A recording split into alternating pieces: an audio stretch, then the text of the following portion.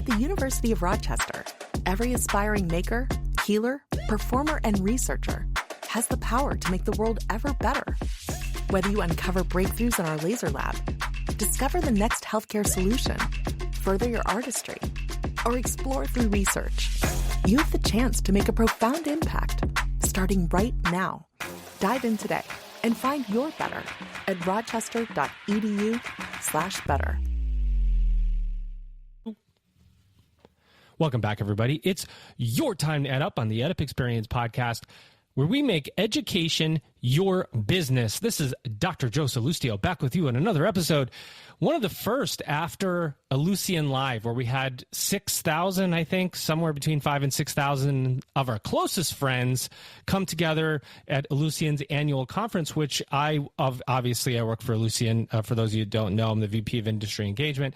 That's my day job, but I also podcast for Ellucian. Over the last 4 years, Elvin and I have been podcasting in Ellucian Live pretty consistently to interview today's leaders and what's going on at the intersection of technology and the student experience, which you can't pull those two apart anymore. They're forever linked, right? And we interviewed a lot of great people, and I've got a lot of great interviews when I come back. It's just amazing to be able to talk to people all the time. And I have to, now that I have the microphone, before I introduce my guest, you have to hear me bloviate just for a second.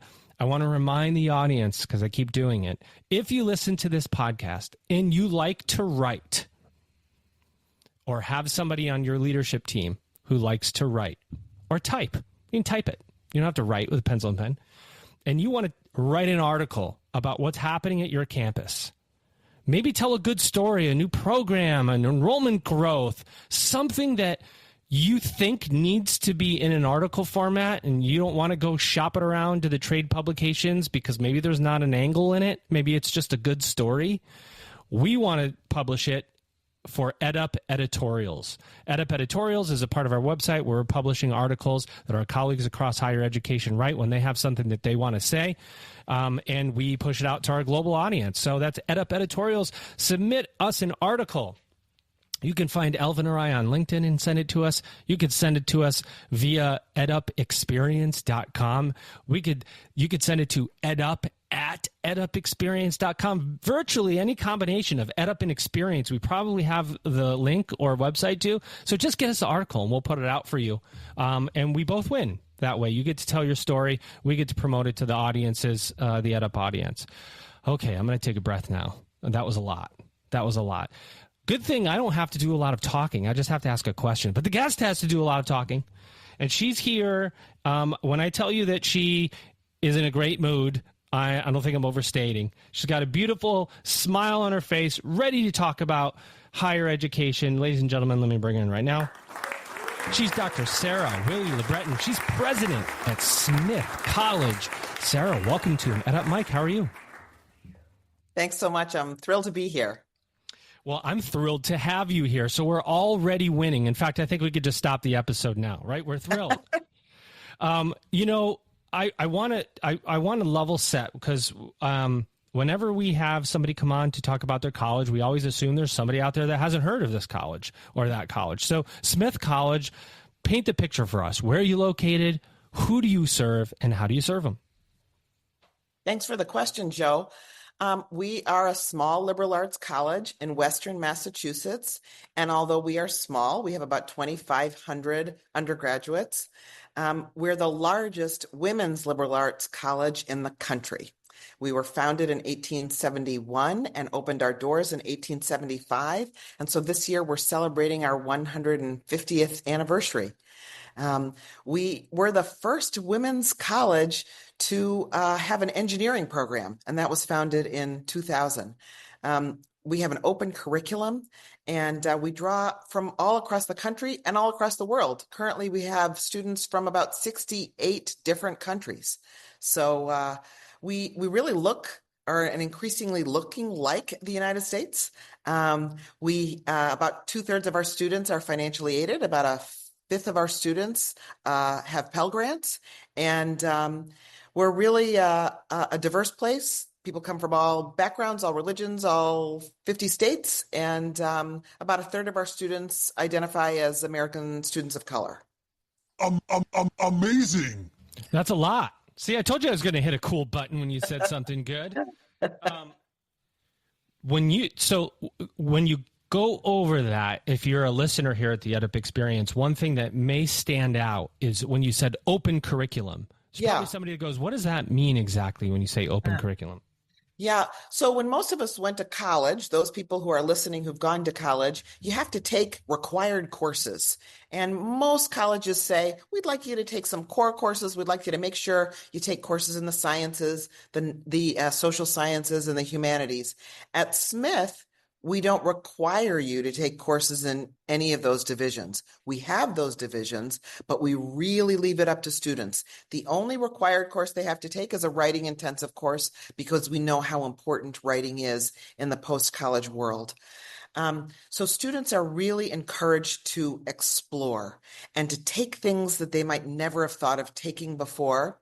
You might think that students who come to Smith are just stay in one division or just take courses in the things that they love and that they major in.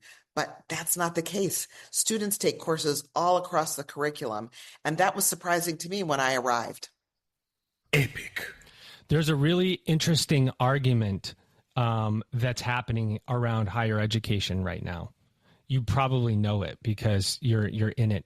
And that is that, look, you got to take stuff that leads to a job. Everybody needs a job. You got to take courses that are relevant, that lead to some set of skills that point to this job because the student needs to track the ROI. Counter to that is the argument that the 17, maybe 18-year-old coming into college, traditional student, as it were, how could they possibly know what they want to do at that age? And I think about myself. I had literally no direction. No, I had no direction. I had no idea what I wanted to do. And to think that someone is going to come in going, oh, I want to be a biological forensic scientist. I just made that up. I don't know if that's a real thing. Is that too much? Is that too much to put on kids? It's a great question. I think it's a both and. Some of our students come to college knowing exactly what they want to do. But most of our students come to college thinking that they know what they want to do. And because it's an open curriculum and because it's exposure to the liberal arts, they end up finding their way toward things that they never expected. But they wouldn't have found and if they had wouldn't a have prescribed found. curriculum. Exactly. If they had a really narrow curriculum and they just went in and they had to do the same thing from day one of their first year. That said, I think that higher ed has missed the boat on articulating just how valuable it is to get a liberal arts degree, because it's not just in the liberal arts, right? It's in a specific major. Most of our students major and minor in something else or double major. But we've heard loud and clear from parents and their families, look, I need to make sure that my kid has a job on the other side of this. And so you may be offering them all kinds of wonderful opportunities. We all as a family want to feel clear that there is something absolutely waiting for them on the other side. And so although we know that a liberal arts degree does end up being effective for students post-graduation in terms of the variety of things they can do and the approaches that they are willing to engage, having taken courses in the liberal arts like collaborative learning and like being flexible and staying curious, learning how to do research. We realized that we actually had to up our game when it came to career development. And so we've done a lot of investment in making sure that our alums who have just brilliant careers can make connection with our current students, that students can have paid for internships if they need them, praxis and real life learning experiences, plenty of experiences to do while they're in college so they get a flavor through externships, internships, service experiences. And we have this wonderful career development program that really works with our leadership program on campus, helping students to figure out really from day one what they might want to do. In my dad's generation, and maybe yours too, people were expected to have one job, maybe two, over the lifetime of a career. Today's students are expected to have between 17 and 25 jobs over the course of their careers. So it's a pretty dramatic change, and we need to make sure that our students have the wherewithal, the know-how, and frankly, the connections to be able to move flexibly from one job to another over the course of their lives. So I'm really thrilled at the investment that we have made in leadership and career development at Smith. That's a fact. That's a fact. You talk about connections. Smith College, smaller, liberal arts, all women's college. I graduate from Smith. I go out, I start a company, get a job somewhere. Is there big time loyalty to come back and grab future Smith graduates or coming Smith graduates? There absolutely is. I went to a smaller liberal arts college, and we have a small but mighty alumni base. Smith actually has one of the largest alumni bases for the liberal arts colleges. We have 54,000 living alums. Wow. And a Smith Club in almost every city of the United States and all over the world. So our alums take care of Smith graduates. We have a saying at Smith, Smithies help Smithies. And I have seen that in action. I love that. And I think that matters, right? Because in this, it's interesting in the world we live now, because we're going to come back to talk about it, but it's a technology driven world. We're hearing AI, everything. And I think not too long ago, for those that remember, coding boot camps were a big deal. Mm-hmm. And there was this movement to say, you have to know how to code. Right. You're going to need these skills. And so this coding boot camps spring up everywhere and short skills. And higher ed goes, well, who's going to manage all these people with all these coding skills? Who's going to manage all these people just getting these skill stackings? Well, we need leadership programs. We got to have people that know how to critically think and so on. And then AI comes along, and it's sort of the same thing. It's just that we're not yet realizing it all the way yet for some reason. Well, everybody's going to need to know AI. Absolutely true. You're going to have to use it in the workplace. Who's going to manage all these people that are getting all these micro credentials and skill stacking? And well, we still need people that are going through liberal arts programs, that are learning about leadership, that are learning about collaboration and critical thinking, because eventually they're going to have to run a company that includes both humans and potentially AI assistants and how they all work together. No, that's absolutely right, Joe. We have a really robust engineering program, as I said, but we also have computer science. And I'm talking about Smith, but you could generalize this to other schools like ours that have similar programs.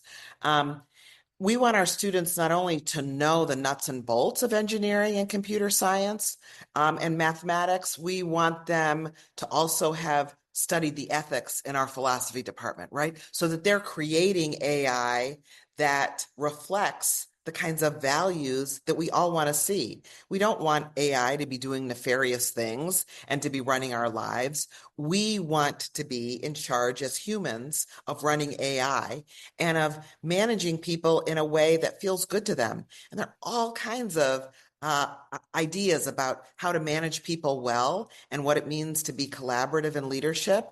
Goodness knows, if we look around the world right now, we certainly could use more people who understand what collaborative leadership really means and how generative and helpful and inclusive that feels.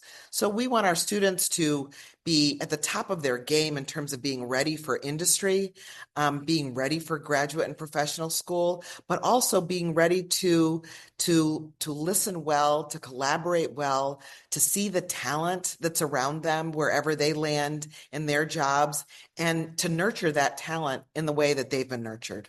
True. By training, I don't actually know if this is the thing, but by training, you're a social dynamicist. Did I just make that up? Dynamo, social dynamo? Social dynamo. Yeah, I think that's right. Social dynamics has been something you've studied for a long time. Certainly organizational dynamics. Yes. Yeah. So we are now in a time of great uncertainty in higher education for colleges and universities. And of course, we try to never get political, and I won't.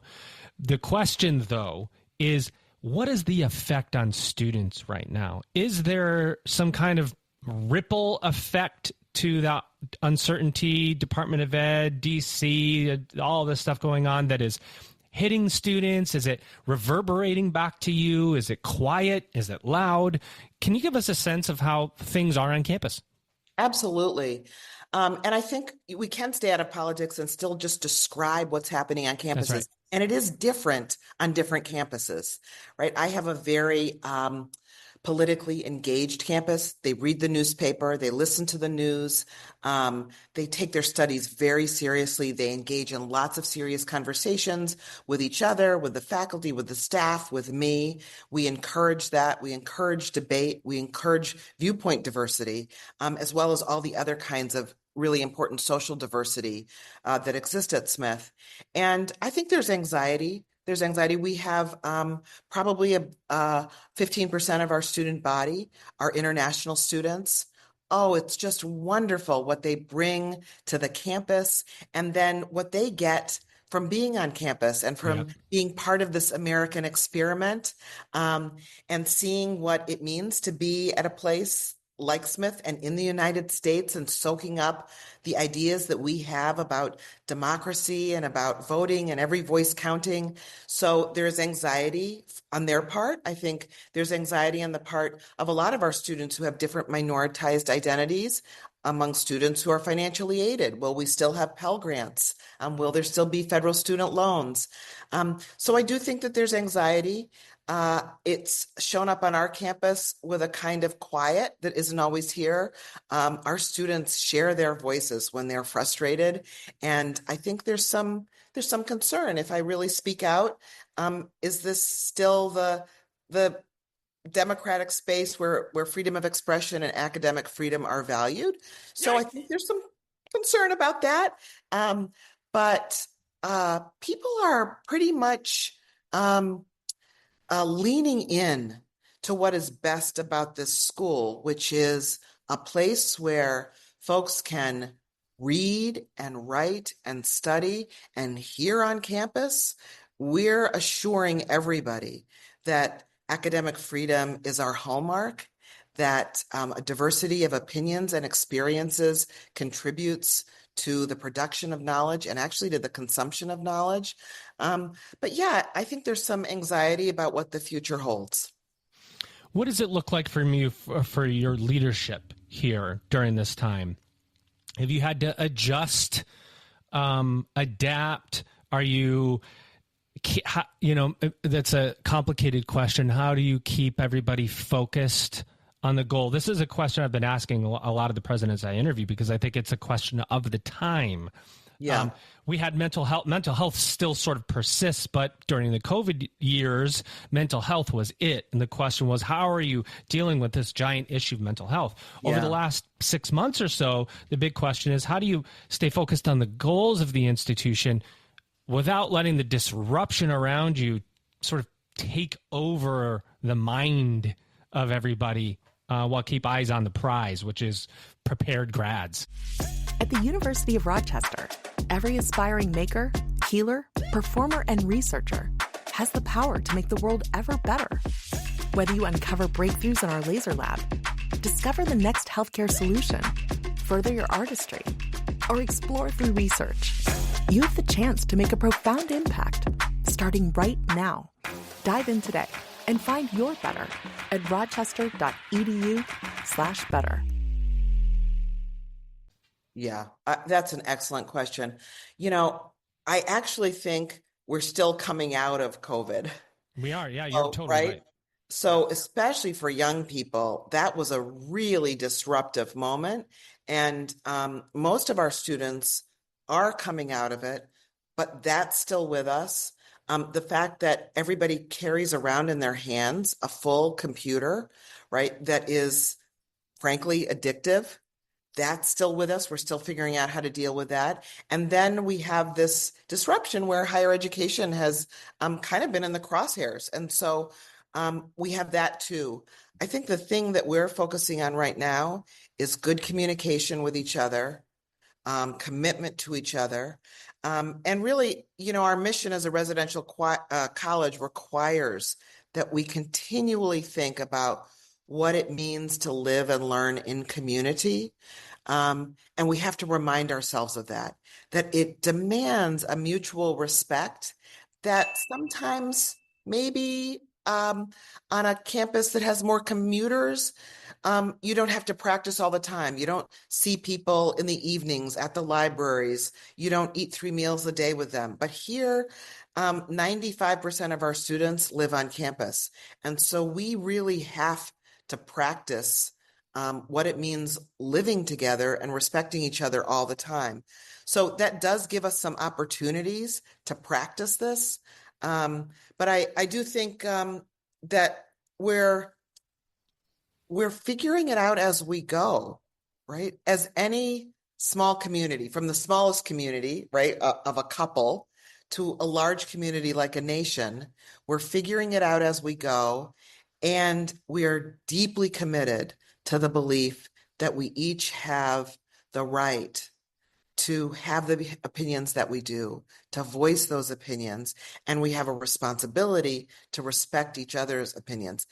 That is not easy to do, but that is absolutely what we're committed to. Tell them like it is. I'm going to go. That was such a powerful statement. You said something within that made alarm bells go off in my head, and I want to come back around to it. And it's probably not what you think, but you talked about a computer in my hand. Yeah. And I recall this story very recently. I was at my daughter's. Can you still hear me? I'm hitting buttons I shouldn't hit. I was at my daughter's teacher conference, and the teacher says, "No one can spell anymore. You know, your daughter's got 100% in spelling. She knows how to spell. It's great. She's in the spelling bee. But most kids can't. I mean, just spelling is gone. She's in 5th grade. Spelling is just a hard thing. They're just not teaching it anymore like they used to. Take that spelling, which is sort of foundational for writing, and sort of push that out. And we know that students, by and large, or humans who are in college, don't write like they used to. That's a fact for anybody that's taught before. And you look at a paper and there's an LOL in it, or a, short text words, and you go, holy moly, what? And I had this thought the other day that we're going to end up with colleges at some point where you're going to have writing and you're going to have a non-writing college. Mm-hmm. And I don't know why I thought about that, but I thought that writing is slowly becoming almost a lost art, but it's also foundational to language, to how we communicate. How do you prioritize? Because you've brought up writing 3, 4, 5 times in this conversation on purpose. I think it's intentional. Why? Maybe that's the question. Why is writing so important? Why have you brought it up so many times? Well, I think the concern didn't just begin with having a handheld computer. I think it began with a focus that the federal government of maybe 20 or 30 years ago had on teaching to the test, right? Mm-hmm. The early idea was a really beautiful one, that we should leave no child behind. Right? I think even one of our former presidents said, no child left behind. And yet what came out of that, after lots of people were in a room together, was, okay, let's have just a couple of tests that make sure everybody is at the right point. But I tell you, the tests that were left behind were essay writing. So I think you're right. When you combine that with the handheld device, writing sometimes gets left on the cutting room floor. But I don't want to be pessimistic about this, because other kinds of quote unquote writing have emerged. People are able to write with image and language, often in film, on television, in songs. So some things get higher as other things may go away, right? So we may turn to Wikipedia more than we turn to the Encyclopedia Britannica. And now we know that the Encyclopedia Britannica was filled with errors. And surprise. So we know that that each burst of technology brings with it positive things and challenges. And one of the hardest things for those of us who feel like we're aging faster than younger people is that it's hard for us to think about, okay, what are the ways in which young people are adapting to their current lives? And they're doing some of the same kind of work that we did, but they may be doing it differently. I'm really interested in the ways in which technology has helped include students with learning challenges and learning differences and disabilities. And so for some students, having their phone in the classroom actually is a game changer. For students that have difficulty actually physically writing, being able to type, a game changer, right? Yeah. And what it does do is tell us, you may not be able to spell and you may not be able to write in cursive, but you're still brilliant. And now we're seeing that. We didn't see it before. That was on us. So it is a complicated moment to try to navigate all of this. It's one of the reasons we have our writing intensive requirement, the only requirement that we have besides whatever you major in, because we really do want students. They may not turn out to be novelists, they may not become poets, they may not become journalists, but they will have had the experience and the teaching and the training and the opportunity to read other people's writing, to practice it themselves, and to think about the relationship between how you say what you want to say, how that's communicated to others, and how it's received by others. So it ends up helping our speaking when we become better writers. You know, you're making my wheels spin. Thank you. My daughter loves cursive. She loves to see things written out in cursive. I can't stand cursive. I was in classes writing cursive. I couldn't stand it. Anything I could do to not write in cursive. But she sees it, and it's this beautiful written word, and she wants to write in cursive more. And I go, wow, what a flip-flop. When you take something away almost, you want it more. And Yeah. you made me think when you said teach to the test.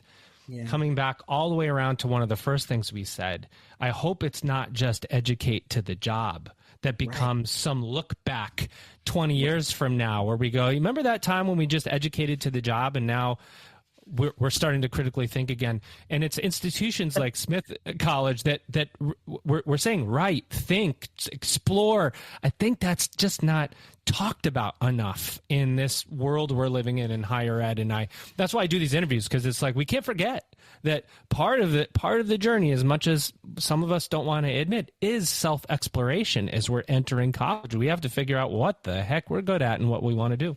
Yeah. And since people are going to have so many more jobs than they used to, right? We also have to share with people how to collaborate, how to stay curious, how to do research, because they're probably going to have 3 or 4 or 5 more jobs before they're 45.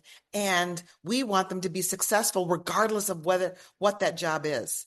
And if you've had the practice while you're young of collaborating, of doing research, of having the freedom to be curious, then there's lots of research that shows that you'll continue on with those practices as you move through adulthood. So I will say one more thing though, Joe. I lead a liberal arts college, and we talk about the value of the liberal arts a lot. I believe in the liberal arts. But I honestly believe in education and training writ large. I think that's one of the things that higher education has not done as robust a job as it might have in communicating to the larger American public. I don't only want to make education accessible to students who are going to be managers or going to be CEOs or going to be leaders. I think education should be accessible to every single American who wants it. And that means that those of us that are at private colleges and universities need to link arms with those at public colleges and universities and at community colleges and at training colleges that are more vocational. I want every American to feel like they can choose their jobs rather than be chosen by them, and they can earn more than a living wage and have a satisfying life. And I don't know any other educational leader who disagrees with me. So I think we need to get that message out. Well, I will look forward to you getting it out, and I'm going to be right behind you whatever you decide to do, because you say it way better than I do. I do want to just note that you did say something about aging faster. Earlier, you said there's those of us aging faster. And I just want to remind the audience, if you think you're aging faster. It's fuzzy math. We'll just leave it. We're just going to leave it there. You have been doing this. You're passionate about higher education. You're passionate about teaching and learning. Give us a little bit of a window into what else you want to say about Smith College, maybe without a leading question. Okay.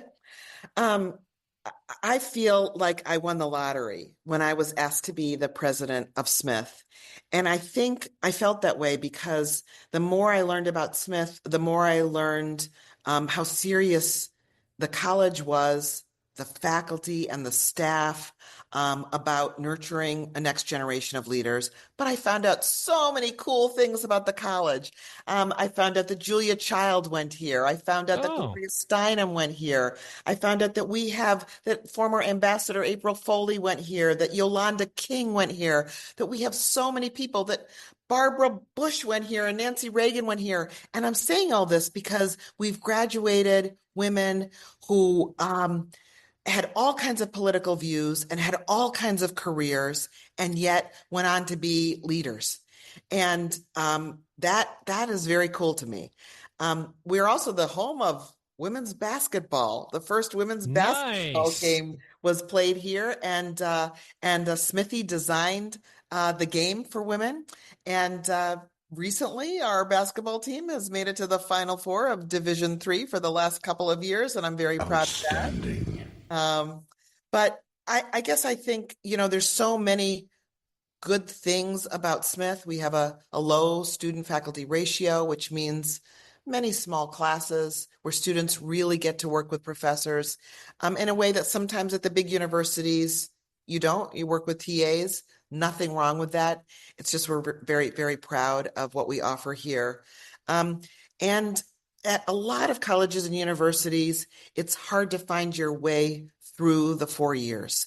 And we pay a lot of attention to that. So about 90% of our students persist and graduate after starting here. And the national average is unfortunately much lower than that. And in the last 3 or 4 years, our alums have gotten together and donated a tremendous amount to the college because they want to make sure that when we admit a student, we meet all demonstrated need, all of their financial need, and they graduate without any loans. So we no longer have any loans as part of our financial aid packages. And that has been, again, another game changer for our students. So I've really seen Smith do amazing things with, a relatively small population, but that, as I said, turns into a large network of 54,000 people strong. And it's been a beautiful place to be. Victory! That's what you say at the end of that. Give us your crystal ball. Yeah. Tell us what you see for the future of higher education, given, and I don't have to give all the headwinds to you, but we are facing headwinds as an industry. What do you see for the future? Look 5-10 years into the future. What do you see? Although this is a really challenging moment, I do think that this kind of crisis that higher education is facing, I will say just plainly, and I don't think President Trump would disagree with me here, that we have a different vision of ourselves than he does. We really believe in our research. We really believe in academic freedom. And we now know that we have to share our narrative more fully, more full-throatedly. I think this, what we're perceiving as a crisis really is an opportunity. It's an opportunity for public and private colleges and universities to link arms, to articulate our shared mission of access and of accountability. I think it will bring back around, even to the federal government, the request and the need to forgive student loans when people have spent a lot of time trying to better themselves through community college, through university, through graduate school, and they want to contribute to their country and they want to enter the workforce and they're prepared. To saddle them with a lifetime of loans is short-sighted. And I think truly most people in this country want to find ways for everyone to get the training and the education they need. So I think this moment is a moment for us to pause, to think about how we collaborate better together, because we've often treated each other like we're in competition, and we don't need to do that. To link arms between public and private colleges and universities to make sure we're articulating how important it is for every American to have access to higher education, regardless of what that looks like, and to make sure that we're never afraid of people who come from the outside, never afraid of people to come from other countries and argue with us and absorb some of our values and think collaboratively with us about finding the cure for cancer and making AI ethical and thinking anew about engineering and what that has to do with speaking French and German and Spanish and how that makes us better nurses and doctors and researchers. So I think it is actually a pretty amazing moment for higher ed. I don't want to pretend that there won't be some collateral damage and that there may not be some smaller schools that fold in this process, or some bigger universities that really have to make some hard decisions about how they spend their budgets, given their hard conversations with the federal government. But I don't know anybody who thinks that whole groups of people shouldn't be educated or trained or have the opportunity to pursue what they want to pursue. And so I think it's our moment to actually stand up, to say what we do, say it as well as we can, and bring everybody along with us. There's no way I can say it any better than my guest just said it. So I'm not going to try, but I'm going to tell you that it has been an honor to have you here. Thank you for making me think, and I know that you'll make our audience think. And that's the best part of learning, is thinking about how we do this work better to serve students more effectively so they can go out and serve our society in mass and with diversity at the heart. So thank you, everyone, for listening. Thank you to our guest. Here she is. She is Dr. Sarah Willie LeBreton. She is the president at Smith College, and you've just ed-upped. At the University of Rochester, every aspiring maker, healer, performer, and researcher has the power to make the world ever better. Whether you uncover breakthroughs in our laser lab, discover the next healthcare solution, further your artistry, or explore through research, you have the chance to make a profound impact, starting right now. Dive in today and find your better at rochester.edu/better.